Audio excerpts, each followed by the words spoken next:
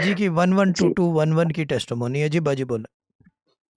जी शाह साहब, मेरे ना घर में जो वॉशरूम थे उनके पाइप्स का कुछ मसला बन गया था। कंपनी वालों को बुलाया तो उन्होंने मुझे ना $3000 का बिल दे दिया। मैं इतनी परेशान थी शाह साहब कि मेरे पास तो $30 नहीं थे। और तो 3000 डॉलर मैंने कहाँ से आएंगे? यह सही बात है। ठीक है शाह साहब, तो पहले मेरी 112 जो मैंने लिख के मेरे बेटे ने लगाया था उससे फ्रिज आ गया था। तो आपकी बात ना मेरे जहन में थी कि अगर कोई चीज आती है तो उसमें पावर आ जाती है। सेम वही 112 जो है ना, जो 3000 वाला बिल था ना, उसके ऊपर मैंने रख दिया और मैंने कहा कि अब मेरा काम जो 112 करेगा।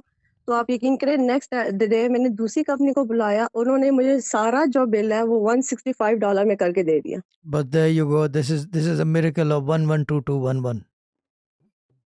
ये जी जो शाह है, साहब। ये मिस्टिकल नंबर्स हैं। ये एक बहुत अजीब, मैं बता नहीं सकता, बस इतनी ही बात करूंगा। बस ये एक मिस्टिकल नंबर है 112211। गुड है बाजी, this is very practical to do. I hope everyone does it as well.